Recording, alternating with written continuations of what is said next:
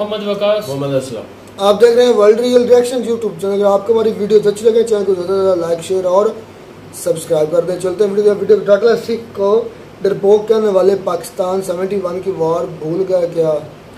पहले देखते हैं वीडियो फिर देते हैं इस पर एक्शन।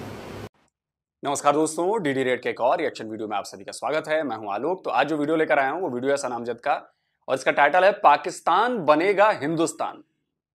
अब देखिए, इसके दो मतलब हो सकते हैं। पाकिस्तान बनेगा हिंदुस्तान मतलब कि हिंदुस्तान बन जाएगा पाकिस्तान। एक इसका मतलब ये हो सकता है कि पाकिस्तान बनेगा हिंदुस्तान मतलब जो पाकिस्तान है वो हिंदुस्तान बन जाएगा। अब पता नहीं किस लिहाज से इसको पढ़ा जाए और लिखा गया है। खैर चलिए वीडियो में लोग क्या कहने देखते हैं। आपका नाम? मुजम्मिल। मुजम्मिल क्या करते हैं? मैं मीडिया स्टूडेंट था, तो माशाल्लाह क्वालिफिकेशन कंप्लीट हो गई। अब यूट्यूब पे बतौर एंकर पर्सन कर रहा हूँ काम। अच्छा, ज़बरदस्त। मुझे ये बताएं कि हमने पाकिस्तान जिस नज़रिए की बुनियाद पर हासिल किया था, क्या हम आज उस नज़रिए को फॉलो कर रहे हैं या करते हुए आ रहे हैं? देखें, पाकिस्तान का जो प्रॉब्लम है ना, जो बेसिक आइडियोलॉजी और प्रिंसिपल्स हैं वो आज तक हुक्मरान तो समझ नहीं सके, अवाम भी नहीं समझ सके। अब 76 ईयर्स में हमने क्या हासिल किया है? यहाँ पर आप देख लें, अपने पढ़े लिखे तबके को एजुकेशन जो है वो सबसे मेन जो होता है ना, वो एक मुल्क का अलमिया है कि यहाँ पर एजुकेशन को हम लोगों ने किस तरह से यूटिलाइज़ करना था, हमने किस तरह से उसको बर्बाद किया। 76 ईयर्स में आप देख लें, इकॉनमी, एजुकेशन है, पॉलिटिकल क्राइसिस है, हर चीज़ में हम लोग फंसे हुए हैं। और 76 ईयर्स में हम लोग क्या कर रहे हैं? आज़ादी मना रहे हैं कि जी हमारा मुल्क आज़ाद है। हमारा मुल्क आज़ाद कभी भी नहीं हुआ। अगर मैं मीडिया की बात करूं तो मीडिया तो वैसे ही आज़ाद नहीं था। और अगर आप बात करते हैं जी तमाम इंस्टीट्यूशंस की, तो तमाम इंस्टीट्यूशंस की आप परफॉर्मेंस भी देख लें और उसको कंपेयर कर लें। आप 76 साल की बात करते हैं ना, आप इंडिया के साथ कंपेयर कर लें, इंडिया का हमारा मुआवजा कर लें तो हम किधर खड़े हैं, इंडिया किधर खड़ा है। हम अपने आप को एक डेवलपिंग कंट्री कहते हैं। हम कहते हैं कि हम एक डेवलपिंग कंट्री हैं, लेकिन हम डेवलपिंग कंट्री नहीं हैं। उसकी वजह ये है कि 76 ईयर्स में से अगर हम 36 ईयर्स माइनस कर दें तो पीछे कितने रहते हैं? रिमेनिंग 40 ईयर्स रहते हैं। तो 40 ईयर्स के अंदर क्या हम पाकिस्तान के लोगों को, पढ़े लिखे लोगों को नौकरियां दे सके हैं? कभी भी नहीं दी। हमने उनको जॉब्स प्रोवाइड नहीं की। जॉब सेक्टर तबाह, एजुकेशन सेक्टर तबाह, पॉलिटिकल आप देख लें कि क्राइसिस है इस मुल्क में, इलेक्शंस का रोला पड़ा हुआ है। तो इन 76 ईयर्स में हम लोग आज़ाद नहीं हैं। मुझे लगता है कि हम लोग बिल्कुल भी आज़ाद कंट्री नहीं है। अच्छा, मुझे ये बताएं कि क्या इंडिया से अलग होकर एक अलग रियासत बनाने का फैसला हमारे बड़ों का, हमारे उस वक्त के सियासतदानों का, हमारे लीडर्स का, क्या ये सही फैसला था? क्योंकि मैं बेसिकली ये जानना चाहती हूँ कि जब हमने 76 ईयर्स में कुछ नहीं किया तो इससे बेहतर नहीं था कि हम इंडिया के साथ ही रह लेते, शायद हम तरक्की कर जाते। देखें, जो पाकिस्तान का मतलब है ना, वो है ला इलाहा इल्लल्लाह मुहम्मदुर रसूलुल्लाह। अब कायद-ए-आज़म रहमतुल्लाह अलैह जो बानिया पाकिस्तान थे, उन्होंने पाकिस्तान को इसलिए बनाया था कि ये एक आज़ाद और ख़ुद मुख्तार मुल्क होगा और इसके पास तमाम हकूक़ होंगे। यहाँ पर रहने वाले जितने भी लोग हैं वो अपने हकूक़ के मुताबिक ज़िंदगी बसर कर सकेंगे। लेकिन उसके बाद जितने हुक्मरान आए, हाकिम वक्त आए, परवेज़ मुशर्रफ आए, शौकत अजीज़ आए, उसके बाद इमरान खान, नवाज शरीफ, बेनज़ीर, ज़रदारी, जो भी आए, क्या उन सब ने पाकिस्तान की प्रायोरिटीज़ को, पाकिस्तान की जो तरजीहात उनको पूरा किया? मैं समझता हूँ नहीं किया। वो छोड़िए साहब, आप करें हुकूक के साथ जो भी रहना चाहें वो रह सकते हैं। जो पाकिस्तान की आवाम है, क्या उन्होंने दूसरों को हुकूक दिए? सरकारों का कोई दोष नहीं है, सारा दोष आप लोगों का है, आपकी आवाम का है। अभी फैसलाबाद में क्या हो रहा है? फैसलाबाद में चर्चों को जलाया जा रहा है। फैसलाबाद में ईसाइयों के घरों पर हमला किया जा रहा है, उन्हें तोड़ा जा रहा है। कई चर्च तोड़ दिए गए, कई चर्च जला दिए गए, कई ईसाइयों के घर जला दिए गए। किस बात को लेकर? बताइए, किस बात को लेकर? इसलिए कि एक झूठी खबर फैला दी गई, ब्लास्फेमी। ईसाइयों ने कोई ब्लास्फेमी कर दी, इस्लाम के खिलाफ कोई बात कर दी। अब लीजिए, ना कोर्ट, ना कचहरी, ना पुलिस, ना थाना, इस्लामिक मॉब ने यह सारा कांड कर दिया। और आप कहते हैं कि हुकूक के लिए कहा था जिन्ना ने। क्या हुकूक दे रहे हैं? आप लोग हुकूक देंगे तब तो, आप लोग बराबर समझेंगे तब तो। और उल्टा देखिए, मजेदार बात क्या, पुलिस ने ब्लास्फेमी के आरोप में केस दर्ज कर लिया।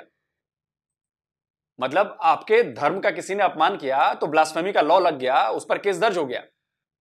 लेकिन ईसाइयों का धर्म नहीं देखा गया, ईसाइयों के चर्चेस तोड़ दिए गए, ईसाइयों के घरों पर हमला कर दिया गया, इस पर ब्लास्फेमी का लॉ नहीं लगेगा कि आपने भी तो उनके ईश्वर का अपमान किया है, इस पर ब्लास्फेमी का लॉ नहीं लगेगा। ना ना, जो पाकिस्तान है यहां पर किसकी हिम्मत है मुसलमानों के खिलाफ ब्लास्फेमी का लॉ लगाने का? अरे रे रे रे, वो भी ईसाइयों के लिए सवाल ही पैदा नहीं होता,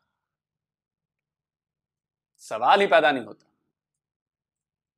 अभी जो आपके पाकिस्तान के जो सारे शायद चर्च के जो बिशप के हेड हैं, वो बेचारे ट्विटर पर दया की भीख मांग रहे हैं कि भैया मदद करो हम लोग की, देखो ये पाकिस्तान वाले क्या कर रहे हैं हमारे साथ, ये हालत। उनका ट्वीट देखा मैंने, गिड़गिड़ा रहे हैं बेचारे ट्वीट करके, सोचिए। लेकिन नहीं नहीं, हुकूक, अरे माइनॉरिटीज को सारे राइट्स हैं, सब कुछ हैं, और हम जब चाहें तब माइनॉरिटीज को जब चाहें तब कुछ भी कर सकते हैं, जब चाहें तब। जितने भी लीडर आए उनमें से कोई एक लीडर आप बता दें जो आज तक पाकिस्तान की आइडियोलॉजी और पाकिस्तान के प्रिंसिपल्स को समझ सका हो। कोई भी नहीं समझ सका। तो मैं समझता हूँ कि कायदे आज़म का पाकिस्तान को एक आज़ाद और ख़ुद मुख्तार रियासत बनाने का फ़ैसला अपनी जगह दुरुस्त था, लेकिन उसके बाद जिस तरह कायदे आज़म के अफकार पर, उनकी तालीम पर, उनके दिए गए अमाल पर हमें अमल करना चाहिए था, वैसा हम नहीं कर सके। लेकिन सर आप ये भी देखें कि हमने मजहब की बुनियाद पर अपना मुल्क अलग बनाया, लेकिन आधे से ज़्यादा मुसलमान तो हिंदुस्तान में रह गए, वो तो पाकिस्तान आए नहीं। और आज भी अभी मैं आते से पहले कुछ इंडियन मुस्लिम से बात करके आई हूँ और वो कहते हैं शुक्र है अल्लाह का हमारे बड़ों ने उस वक्त पाकिस्तान में जाने का फैसला नहीं किया, वरना आज हम लोग भी भीख मांग रहे होते। देखें ये जो है ना, ये एक बात आ जाती है इस्लामिक पॉइंट ऑफ व्यू से। अब इंडिया में भी कंट्रोवर्सी है, पाकिस्तान में भी है, लेकिन हम अगर इसके बैकग्राउंड को देखें ना तो हम लोग ये बात करते थोड़ा मोहतात फील करते हैं, क्योंकि पाकिस्तान जो है उसका एक अपना माइंडसेट है, इंडिया का एक अपना माइंडसेट है। बात फिर वही आ जाती है कि बहुत से लोग आज इस बात पर क्रिटिसिज्म भी करते हैं कि ये मुल्क आज़ाद ना होता तो क्या होता।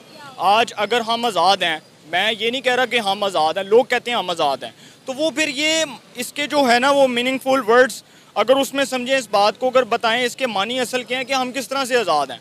क्या हम लोगों के पास तमाम सहूलियात हैं?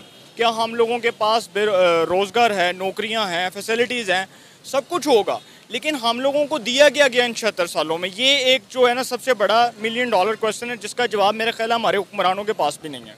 आपको पता है कि इंडिया का आज यौम आज़ादी सेलिब्रेट किया गया है, पूरी दुनिया इंडिया का इस यौम आज़ादी को सेलिब्रेट कर रही है। अफ़गानिस्तान भी इंडिया को फुल ऑन सपोर्ट कर रहा है और अफ़गानिस्तान की बहुत बड़ी ख्वाहिश है कि आज़ाद कश्मीर दोबारा से जम्मू कश्मीर के साथ मर्ज हो जाए और इंडिया के कब्ज़े में वापस आ जाए।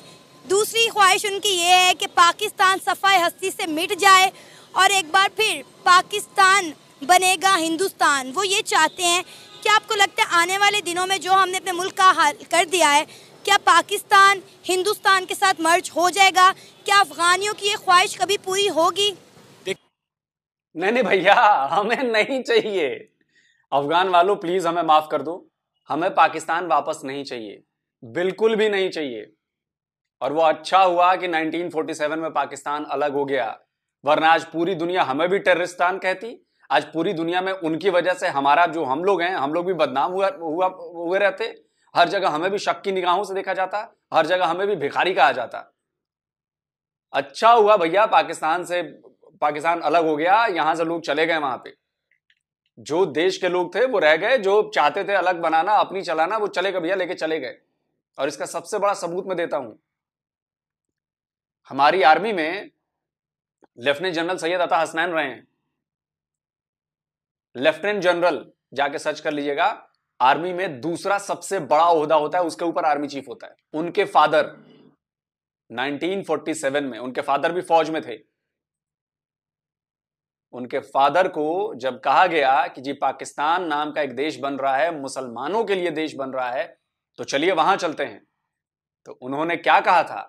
आप लेफ्टिनेंट जनरल सैयद अता हसनैन की जबानी सुनिए कि उनके फादर ने क्या कहा था। मेरे पिताजी जनरल सैयद मेहदी हसनैन उस वक्त कैप्टन जब आर्मी के अंदर आए थे, तो फर्स्ट गढ़वाल राइफल्स में आए, और लाहौर के स्टेशन पे उनके कमांडिंग ऑफिसर कर्नल मकलेन, जहां तक मुझे याद है उनका नाम, तो वहां पर लाहौर में जब इंजन बदलने के लिए रोका स्पेशल ट्रेन को, तो उनके कमांडिंग ऑफिसर ने उनसे पूछा बुलाकर अपने कंपार्टमेंट में कि भाई बंटवारे के अंदर आप क्या चाहेंगे? किसी मुस्लिम यूनिट के साथ, मुस्लिम रेजिमेंट के साथ पाकिस्तान आर्मी में जाने की। तो मैंने पिताजी सुनते रहे, फिर उन्होंने अपना जवाब दिया उनको। जवाब जो था बहुत ज़बरदस्त। वो जवाब था कि मुझे नहीं मालूम कि मेरा ख़ानदान जो है, परिवार जो है, वो क्या सोच रहा है। मैंने सोच लिया है, उस देश में नहीं जाना चाहता मैं जो मजहब के ऊपर बनाया गया है, on faith, on religion, on ideology. जो देश ऐसे पैदा किया गया है, वो देश अभी सेलिब्रेट करेगा बहुत। जिन्ना साहब सेलिब्रेट करेंगे कि देखिए क्या उन्होंने करिश्मा पाया कर दिया है, करिश्मा बिल्कुल क्या पाया है जी। पहली दफे एक an Islamic nation, a fresh new Islamic nation being born like this. मैं नहीं समझता कि ये बात चलेगी, देश चलेगा। वो देश जिसके अंदर हर जात, हर आइडियोलॉजी, हर मजहब के लिए जगह है, वो देश जो है, शुरू में लगेगा हम सबको कि ये देश कैसे चलेगा, मगर वो देश चलेगा। तो मैं तो अपनी रेजिमेंट में रहना चाहता हूं, अपनी पलटन में रहना चाहता हूं, अपने देश में रहना चाहता हूं। सुन लिया आपने? तो 76 ईयर्स पहले भारत के एक मुसलमान फौजी ने यह भविष्यवाणी कर दी थी कि इस्लाम के नाम पर जो पाकिस्तान बनाया जा रहा है, वो पाकिस्तान चल नहीं पाएगा, वो नहीं चलेगा। और आज उनकी कही बातें 100% सही साबित हो रही हैं। आप देखिए कहां चल रहा है पाकिस्तान। ना इकोनॉमी, ना एजुकेशन, ना टैलेंट, ना अब क्या कहूं मैं, आप खुद कंपेयर करिए, तब समझ में आएगा कि उन्होंने जो बात कही थी, एक मुसलमान भारतीय फौजी ने, उन्होंने भविष्य देख लिया था कि इस्लाम के नाम पर बनाया जा रहा इस देश का भविष्य क्या है। कि अफगानिस्तान का जो माइंडसेट है ना, वो दरअसल वो शैतानी माइंडसेट है। मैं इसको शैतानी इसलिए कहूँगा कि अफगानिस्तान को हमेशा पाकिस्तान ने ही मुश्किल वक्त में सपोर्ट किया। वो तालिबान का मामला हो, वो खारजा पॉलिसी का, वो फॉरेन अफेयर्स का मामला हो, वो जितने भी पाकिस्तान में वज़राए खारजा है, उन्होंने अफगानिस्तान के साथ सफारती और तजारती लिहाज से बेहतर तल्लुकात कायम करने की कोशिश की, लेकिन उसके बावजूद। भाई साहब, आप मीडिया के स्टूडेंट रहे हैं और आप बतौर यूट्यूब पर एंकर पर्सन काम कर रहे हैं ना, तो भाई साहब मेरी आपको सलाह है, मैं भी इंडिया में जर्नलिस्ट ही हूं, 22 साल हो गए हैं मुझे यही काम करते हुए। मेरी आपको सलाह है कि थोड़ी अपनी पढ़ाई लिखाई ढंग से करें। पाकिस्तान स्टडीज की किताबें मत पढ़ें, थोड़ा इंटरनेशनल जो स्टडीज है ना, उन पर जरा जोर दें। मीडिया स्टडीज कर लें ढंग से, और थोड़ा भारत पाकिस्तान का इतिहास, अफगानिस्तान का इतिहास पढ़ लें। तब जो ये आप बात कह रहे हैं ना कि शैतान और हमने हमेशा मदद की है, आपको असलियत पता चलेगी कि पाकिस्तान ने अफगानिस्तान के साथ क्या किया है। और तब आपको पता चलेगा कि अफगानिस्तान वाले पाकिस्तान से इतनी नफरत क्यों करते हैं। अभी तो आपने जो कुछ भी देखा है ना, वो तो पाकिस्तानियों ने जो आपके दिमाग में भरा है, जो पाकिस्तानियों ने आपके दिमाग को जो ब्रेन वॉश करके उसमें चीजें डाली हैं। जरा बाहर निकलिए, अपनी स्टडीज को बढ़ाइए। अभी तो स्टूडेंट हैं आप, सलाह दे रहा हूं मैं, एक सीनियर के नाते ही सलाह मान लीजिए मेरी। इंडियन छोड़ दीजिए, आपकी फील्ड में बहुत सीनियर हूं मैं, 20-22 साल उम्र गुजार ली है मैंने इसमें। तो जरा पढ़िए, पढ़ेंगे तभी आपके दिमाग के बंद दरवाजे खुलेंगे। जो है अफगानिस्तान अपनी हट दरमी पर रहा। आप देख लें उनके जितने हुक्मरान आए, हामिद करजई से लेके अशरफ गनी तक, उसके बाद अब्दुल्ला आए, जितने भी आए, क्या वो अफगानिस्तान को एक फ्री स्टेट बना सके या नहीं बना सके? अफगानिस्तान से तो टेररिज्म का खात्मा ही नहीं हो सका। तो अफगानिस्तान ये कहता है कि अफगानिस्तान में जो दहशतगर्दी करवाई जाती है उसमें पाकिस्तान मुलव्विस है, वो ये इल्ज़ाम हम पर लगाता है। अच्छा, मैं आपसे ये जानना चाहती हूँ, आपने शायद गदर 2 मूवी का ट्रेलर देखा हो, सनी देओल ने भी उसने डायलॉग मारा कि अगर एक बार फिर बॉर्डर खोल दिए जाएं और यहाँ के मुसलमानों को वहाँ जाने का मौका मिले तो आधे से ज़्यादा पाकिस्तान जो है वो खाली हो जाए। तो ये इंडियंस का या अफगानियों का माइंडसेट क्यों बन गया हुआ है कि पाकिस्तानी इंडिया जाना चाहते हैं, या पाकिस्तान जो एक बार फिर इंडिया में मर्ज हो जाएगा? ये देखें, ये जो सवाल है ना, इसका जवाब मैं इसलिए नहीं दूंगा क्योंकि अफ़गानिस्तान और इंडिया, दरअसल मैं इसको समझता हूँ कि जो मेरे जितना नॉलेज है मैं उसके मुताबिक मैं ये समझता हूँ कि ये जितनी लंबी बहस कर लें आप, ये उतनी लंबी है। अफ़गानिस्तान चाहता है कि जी पाकिस्तान जो है उसके ऊपर दहशतगर्दी की जाए, हमला किया जाए और पाकिस्तान को नुकसान पहुँचे। इंडिया भी वही चाहता है, लेकिन पाकिस्तान माशाल्लाह चूँकि एक इस्लामी फलाही रियासत है और हमारी जो अफवाज पाकिस्तान है वो सबसे मजबूत अफवाज पाकिस्तान है, तो अगर कोई दुश्मन समझता है कि पाकिस्तान की तरफ वो मैली आंख उठाकर देखेगा तो उसकी आंखें भी कुचल देंगे, उसको इबरतनाक सजा भी देंगे और उसका अंजाम भी इबरतनाक होगा। क्या आपको फ्यूचर में ऐसा बड़े नादान हो बच्चे आप, बहुत नादान हो। अभी अभी निकले हो ना, अभी अभी निकले हो, दुनिया तो नहीं देखी आपने। 93,000 याद है 71 में क्या हुआ था? नहीं याद है? पढ़ लो जाके। 93,000 का सरेंडर। मीडिया के स्टूडेंट हो ना, ये सब तो बातें जाननी चाहिए भाई। और जरा नसीम जहरा आपके यहाँ की बहुत बड़ी, आपकी बहुत सीनियर सहाफी हैं, उनकी किताबें पढ़ लीजिए। हामिद मीर आपके बहुत बड़े सीनियर सहाफी हैं, उनकी बातें सुन लीजिए। कई सारे हिस्टोरियन हैं, उनकी लिखी किताबें पढ़ लीजिए। पाकिस्तान में ही जनरल मूसा खान के लिखी किताब पढ़ लीजिए। कई जनरलों के नाम बता सकता हूं, उनके लिखी किताबें हैं, जरा उनको जाकर पढ़िए तो सही। मीडिया के स्टूडेंट है भाई, पढ़िए जाकर, अपने ही जनरलों के लिखे किताबें पढ़िए, तब तो पता चलेगा कि आंख किसने मैली की और किसकी बैंड बजाई गई।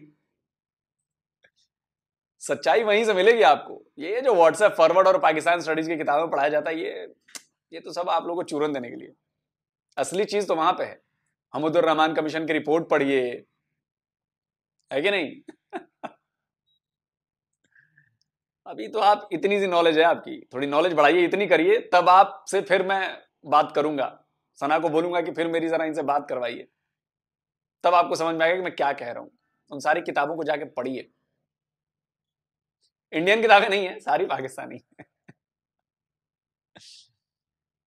पढ़ाता हूँ। अमेरिका गया, मैं कनाडा गया, इंग्लैंड गया, मैं जर्मनी में रहकर आया हूँ। मैं सिखों के साथ रहा, हिंदुओं के साथ रहा।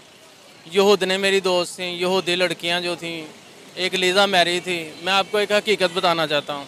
जी जी बताएं। मैं आपको ये बताना चाहता हूँ कि एक हिंदू, एक सिख अगर आपको मारेगा तो सबसे पहले स्वीट केक खिलाएगा, आपकी आवभगत की जाएगी, और उसके बाद आपको जहर भी इतने प्यार से दिया जाएगा कि आप जहर इतना मीठा लगेगा आपको कि आपको मरने के टाइम पता चलेगा कि आप मर चुके हैं। रॉ जो है इंडिया की इंटेलिजेंस है, मारखोर उनको मार देते हैं। सीमा हैदर को मैं कुछ कहना चाहता हूँ। सीमा, सारी जवानी तुमने बर्बाद कर ली। अगर मेरा इंटरव्यू देखोगी तो याद करना वो कौन था। सीमा, यू रिमेंबर मी, आज़ाद बता रहा है तुमको, ये क्या है? अच्छा, मेरा खैर सवाल आपसे करते हैं। आज हम इस आदमी में इतना जहर भरा है कि अगर काला नाग भी काट लेना इसको तो नाग मर जाएगा, ये नहीं मरेगा। इतना जहरीला है ये, और अंदर से जला हुआ है। हिंदू और सिख जहर देगा आपको? अरे आपको क्यों जहर देगा? मरे हुए को क्या मारना है यार? ऑलरेडी तुम लोग मरे हुए हो, तुमको क्या मारेंगे हम अपना जहर ऐसे खर्च नहीं करेंगे तुम्हारे जैसे आदमी पर यार। 2 टके की औकात नहीं है तुम्हारी, तुम पर क्या खर्च करेंगे हम? ये देख रहे हैं नफरत, ये है नफरत। प्रोग्राम पर जिस टॉपिक पर वीडियो रिकॉर्ड कर रहे हैं वो ये है कि 76 इयर्स हो गए हैं हमें एक आज़ाद मुमलिकत बने। आज इन 76 इयर्स में पाकिस्तान कहाँ खड़ा है और इंडिया कहाँ खड़ा है? मैं आपको ये कहना चाहता हूँ कि पाकिस्तान एक इस्लामिक रिपब्लिक है। पाकिस्तान की ख़वातीन पेश नहीं हो सकती।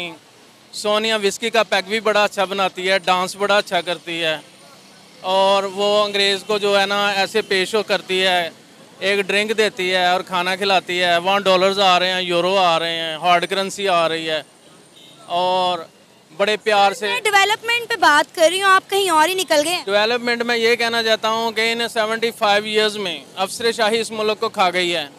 सारे सरकारी अदारे करप्ट हैं, जज भी बिके हुए हैं, अदलिया, अदारिया, येलो जर्नलिस्ट भी बहुत ज़्यादा हैं। येलो जर्नलिस्ट का मतलब है जर्द सहाफ़त, जो लोगों से पैसे लेते हैं, पहले कैमरा मारते हैं, बाद में कहते हैं 5,000 रुपया दे दो। इस येलो जर्नलिस्ट को भी ख़त्म करना पड़ेगा। एक मजदूर पर, झोंपड़ी वाले के पे कैमरा नहीं मारा जाता। एक अफसर के लिए प्रोटोकॉल दिया जाता है, लाख रुपया, 50,000 रुपया, जहाँ वहाँ से जाके जर्नलिस्ट ले लेते हैं।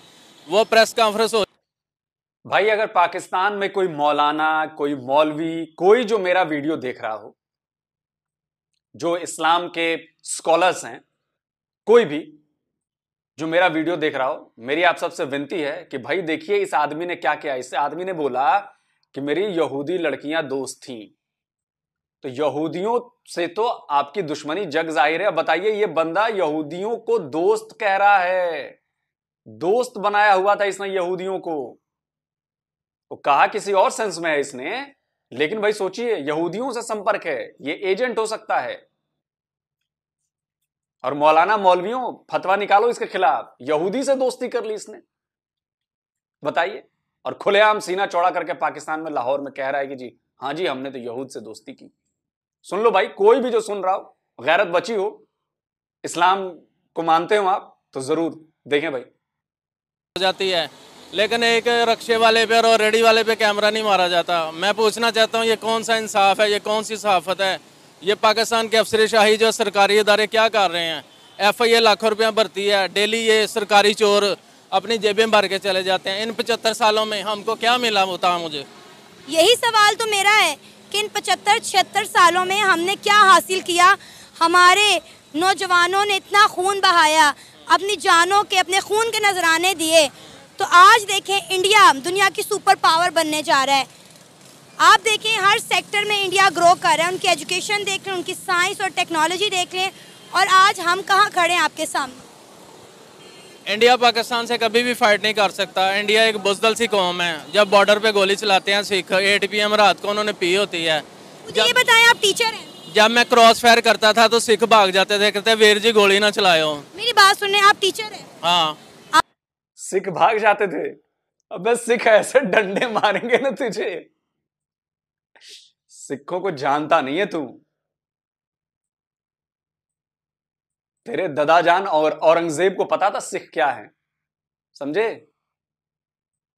सिखों ने इतने छित्तर मारे ना मुगलों को, और तू सिखों को बोल रहा है। एक सिख आ गया ना सामने तेरे, तेरी पतलून तेरी भी गीली होगी ढंग का, समझे? गीली हो जाएगी पतलून तेरी। सिखों से मुकाबला करोगे तुझे असली सिखों से पाला नहीं पड़ा है। तुझे वो, मुझे लगता है कि खालिस्तानियों से तुझे पाला पड़ा होगा, उससे सिखा ही नहीं, वो तो सिखा ही नहीं। असली शेर से मिलना है ना, इंडियन सिख से मिलियो, तब तुझे वो बताएगा। और तुझसे आके कहते थे कि वीर जी गोली ना चलाइयो। अबे तुम्हारे आर्मी चीफ ने इतनी गोलियां मारी हैं हमारे लोगों ने ना, डर के हमारे सीज फायर समझौते को कहा कि भैया प्लीज माफ कर दो, भैया सीज फायर करो यार। बाजवा तेरा जनरल आर्मी चीफ, और उसने अपने नेशनल सिक्योरिटी पॉलिसी में पता है ना क्या लिखवाया उसने? पढ़ा कि नहीं पढ़ा तूने? 100 साल इंडिया से जंग नहीं करनी, 100 साल क्या छी। अच्छा चलते 93,000 कौन थे रे? 71 की जंग याद है कुछ? 71 की जंग तो याद होगी तुझे, इतनी उम्र तो लग रही है मुझे, याद तो होगी तुझे। 93,000 जो लेटे थे इंडियन आर्मी के सामने, क्या हुआ था? जनरल नियाजी याद है? ईस्ट पाकिस्तान का कमांडर सरेंडर के डॉक्यूमेंट पे दस्तखत करता हुआ किसके सामने किया था? एक सिख के सामने किया था, याद है ना? General JJ Arora. सिखों की मार भूलोगे नहीं तुम लोग जिंदगी भर। 93,000 याद रखना।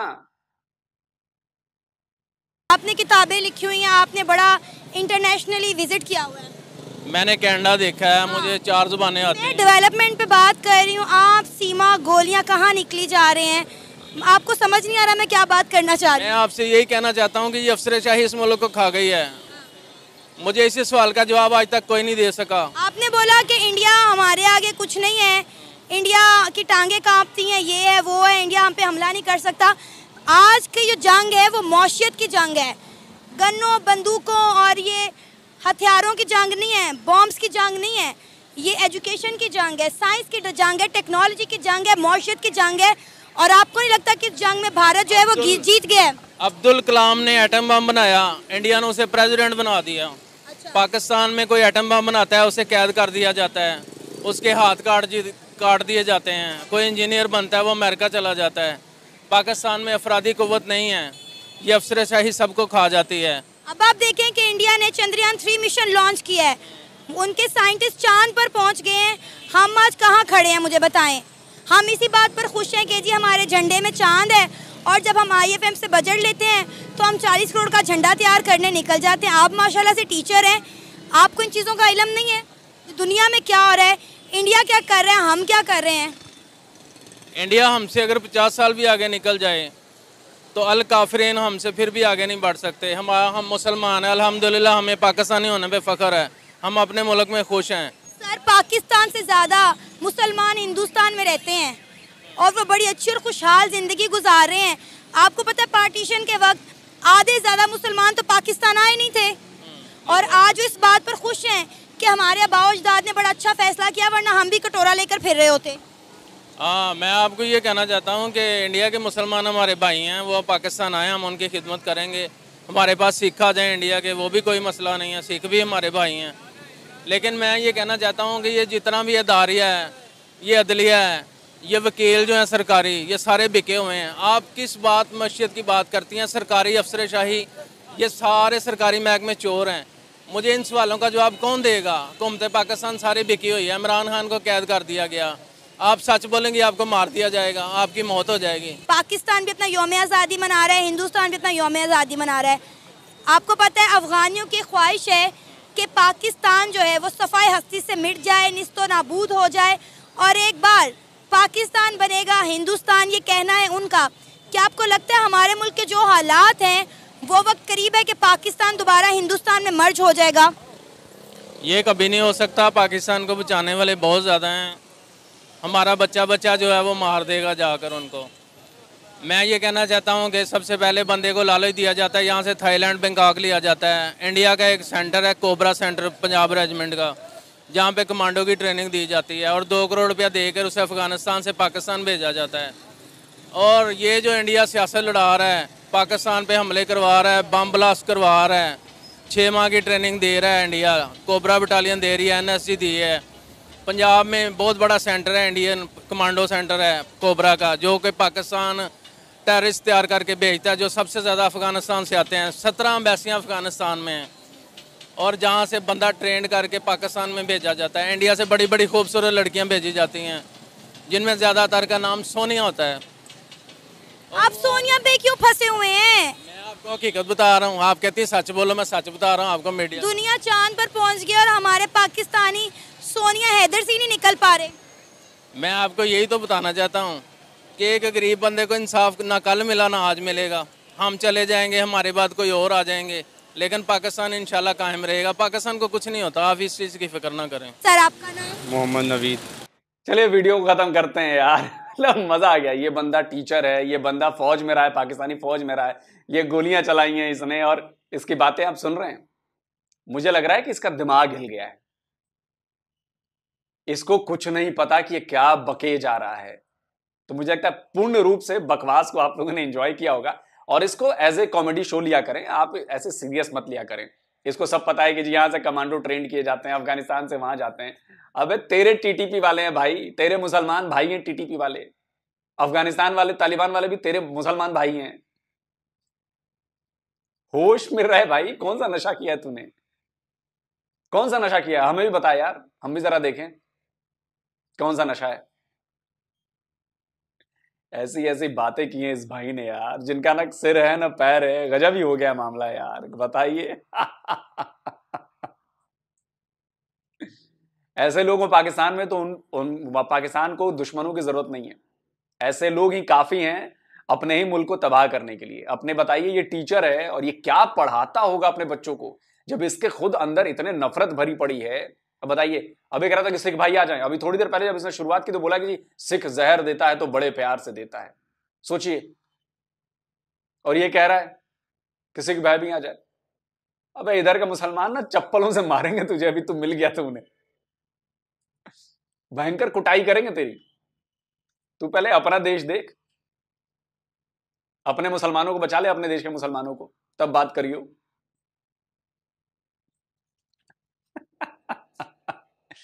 इसीलिए मैं इस तरह के वीडियोस पर रिएक्शन करता हूं। कम से कम देखिए, ऑक्सीजन लेवल बढ़ा ना, हंसी आई, आपने भी देखा, आप भी हंसे, सब कुछ भूल कर आपने इस कॉमेडी शो का लुत्फ उठाया, मजा आया ना। तो राहुल बाबा कहते हैं ना, मजा आया ना, तो मजा लीजिए और अपना ऑक्सीजन लेवल बढ़ाइए। जल्दी मिलता हूं एक और नए वीडियो के साथ। नमस्कार, जय हिंद। तो जी वीडियो होगी खत्म। तो बड़ा कुछ है कहने को, क्या क्या कहा जाए, मुझे तो समझ नहीं आ रही मैं कहाँ से शुरू करूँ। सिखों से शुरू करूँ या उस जो पाकिस्तानी बेवकूफ़ इंसान था उससे शुरू करूँ। चलिए सिखों से शुरू कर लेता हूँ। अक्सर हमारे मैं वो जो पाकिस्तानी उसको करेक्ट करना चाहूँगा कि भाई जो हमारे AK न्याजी साहब थे उन्होंने सरेंडर एक सिख के सामने ही किया था, पहली बात तो ये है। और सिख एक बहादुर कौम है, हम मानते हैं इस चीज़ को। राजपूत जो वो थे सिखों की कौमें थी, और जो जलालुद्दीन मोहम्मद अकबर जो मुगलिया सल्तनत का सबसे बड़ा बादशाह समझा जाता है, उसके जो कमांडर थे वो भी सिख ही थे। और सिखों ने राजपूत सिख थे। आपको अगर हिस्ट्री का पता हो तो जितनी बहादुर वो थे ना, इतने कोई भी मतलब उनके कमांडर नहीं थे। उनके कमांडर का नाम भी मुझे तान सिंह इस तरह नहीं को नाम है, वो भी सिख है। उसकी पूरी की पूरी कबीना, उसकी पूरी की पूरी जो लश्कर का जो भाग दौड़ थी वो एक सिख कमांडर के हाथ में थी सारा कुछ। सिख वाकई में एक बहादुर कौम है। सिख और पठान ये दो ऐसी कौमें हैं जो बहादुर हैं। और हम तो जो पंजाबी हैं ये तो वाकई में एक किस्म के लाहौरिये हैं।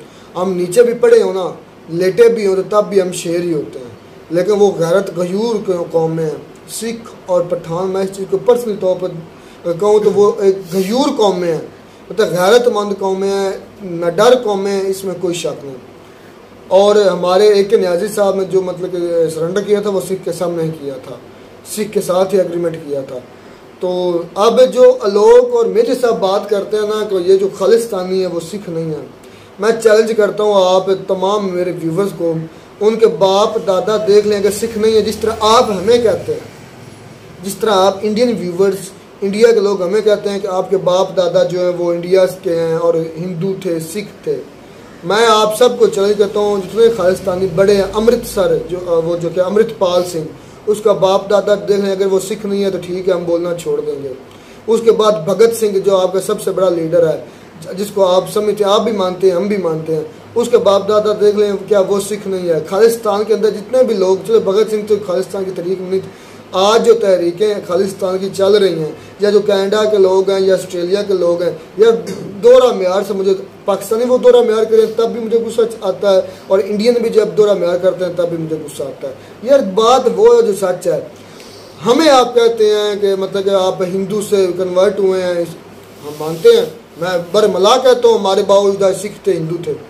मैंने कब कितनी मरतबा और मरतबा ये एक्सेप्ट किया है, क्योंकि ये इसके लिए दिल बड़ा होना चाहिए, एक्सेप्ट करने के लिए भी दिल बड़ा। मैं आज तमाम व्यूअर को चैलेंज करता हूँ, जितने खालिस्तानी हैं उनका बायोडेटा निकालें। अगर उनके वालदा निकले, दादा या परदादा वालदा इंडिया के निकले, सिख निकले, तो क्या सजा इन आलोक की और इस मेजर की झूठ बोलने पर। मैं बहुत सख्त बातें कर रहा हूँ क्योंकि मुझे इस चीज़ का गुस्सा है जब ये कहते हैं वो सिख नहीं है। हमें ये कह देते हैं कि आप सिखों से मतलब कन्वर्ट हुआ था। मैं तो मानता हूँ मैं सिखों हिंदुओं से कन्वर्ट हुआ, मेरे दादा परदादा सिख थे, उधर से ही हम इधर आए कन्वर्ट हुए हैं। मैं सॉरी टू से, मुझे ये बातें मजबूरन इतनी मरतबा मैं सुन चुका हूँ कि खालिस्तानी सिख नहीं है, तो इसका मतलब ये है कि वो खालिस्तानी को सिख मानते ही नहीं है। वो क्या है फिर? मैं ये सवाल कर लेता हूँ, वो हैं कौन? वो किधर से गए? वो किधर से गए हैं? वो किस मजहब से ताल्लुक रखते हैं? बाप दादा कोई नहीं है, वो आसमान से सीधे टपके हैं, या हाँ ऐसा हो सकता है, या गूगल से या कहीं से डाउनलोड करके अमेरिका में और ऑस्ट्रेलिया में, कनाडा में हकीकत लॉन्च कर दिए। तस्लीम करनी चाहिए, चाहे हम पे फिट बैठती हो या वहाँ उन पे फिट बैठती हो। वो कहते हैं कि 93,000 ने सरेंडर किया है, ठीक है, ये हम मानते हैं कि ये ऐसा ही है। लेकिन जो खालिस्तानी है, वो जो बाहर के मुल्कों में बैठे ये कहते हैं कि वो खालिस्तानी है, वो सिख नहीं है, असल सिख नहीं है। लेकिन आप जितना भी उनका ये तो तमांचा है सिखों के मुंह पर इंडिया की तरफ, इतना उनका बायोडाटा चेक करें, जितने भी सिख बाहर बैठे हुए हैं वो अक्सरियत जो है, ज्यादा जो है ना, इंडिया से बिलोंग करते हैं। और ये कहते हैं, ये नहीं कि जो इनके खिलाफ चला जाए वो सिख नहीं है, वो इनका कुछ नहीं लगता, और जो इनके हक में हो, चाहे मुसलमान हो या हिंदू हो, या जो सिख हो वो। अब बात आती है जनाब हमारे वो जो अकल के भरे हुए लोग इंसान था, वो टीचर था, जो फौज में भी रहा, क्या हम इंडिया हम पर हमला नहीं करेगा, हम उसको तहस नहस कर देंगे, ये कर मतलब जिस तरह एक हवा हवाई। लेकिन उस सना अमजद ने एक जो है ना क्वेश्चन वो बहुत अच्छा किया था। उसने कहा कि ये गोलियों की जंग नहीं, बंदूकों की जंग नहीं, असले की जंग नहीं। उसने कहा मैं भी इत्तेफाक नहीं करता, ये इकोनॉमिकली जंग है। क्या यूक्रेन और रशिया इकोनॉमी की जंग लड़ रहे हैं? नहीं, आपको लगता नहीं है कि यूक्रेन को पूरा यूरोप सपोर्ट कर रहा है, अमेरिका समेत? मतलब कर तो रहा है, क्या वो इकोनॉमिक वॉर नहीं, वो गोलियों की वॉर चल रही है। तो बाहर तो गोलियों की चल रही, लेकिन मुकाबला जो है रशिया कितना तगड़ा है यूक्रेन से, बहुत पावरफुल है, बहुत पावरफुल है ना। तो वो इकोनॉमिकली है, फिट है, तो तभी लड़ रहा है। उसके पास खाने के लिए नहीं हुआ तो वो क्यों? मैं उस भाई फौजी को, उस भाई जो पाकिस्तानी टीचर है, उसको थोड़ा करेक्ट करना चाहूँगा कि इंडिया अगर इंटरनेशनल तौर पर देखा जाए तो चौथी बड़ी पावर है, मतलब फोर्स के लिहाज से पाकिस्तान सातवीं है, मतलब 3-4। मैं एक बात जो है ना वो मैं यहाँ पे सोचता हैरान होता, इतना तकब्बर और गरूर भी नहीं अच्छा होता। अगर इंडिया, मैं तो कहता हूँ हमें कोई नहीं सुपर पावर बने या ना बने, अगर बन गया तो फिर ये क्या समझेगा अपने आप को? पता नहीं क्या समझेगा, जो पहले समझ भाई उनके अपने दम पर उन्होंने कर रहे हैं। नहीं, ठीक है, सभी करते हैं, आप भी करें, नहीं आप भी करें, हम जो कर रहे हैं वो तो कर ही रहे हैं। लेकिन ये है ना कि बहुत ज्यादा ना अगले को नीचा समझते हैं। देखो टैलेंट ही हमारे पास है, वो कहते हैं टैलेंट पाकिस्तान में है ही कुछ नहीं, टैलेंट भी नहीं है। और पता नहीं तीसरी कौन सी चीज थी, वो भी हमारे पास है, इनके पास कुछ। सबसे बड़ा नुकसान वाकई में जिसे लोग कहते हैं कि हमारी आवाम का कसूर है। हम अगर आज ये बात तो टैंकों के सामने लेट गए होते ना, यकीन करें ये हमारे जो कोई न किस तरफ हमारा मुल्क लग सकता था।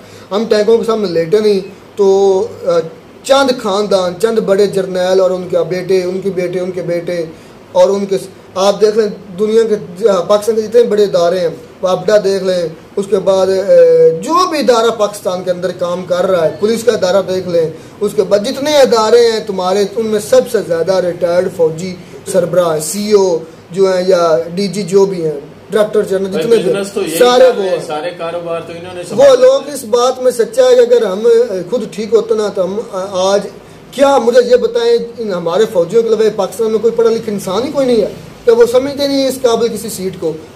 ये सोचने वाली बात है यार, जो भी बड़ा होता है, रिटायर्ड जर्नल है, कर्नल है, मेजर है, आर्मी का ही, इस वजह से हम पीछे चले। उम्मीद करते हैं वीडियो अच्छी लगी होगी, वीडियो से चैनल सब्सक्राइब करते हैं। मिलते हैं नई वीडियो नए ढंग से, तब तक दीजिए इजाजत, अल्लाह हाफ़िज़।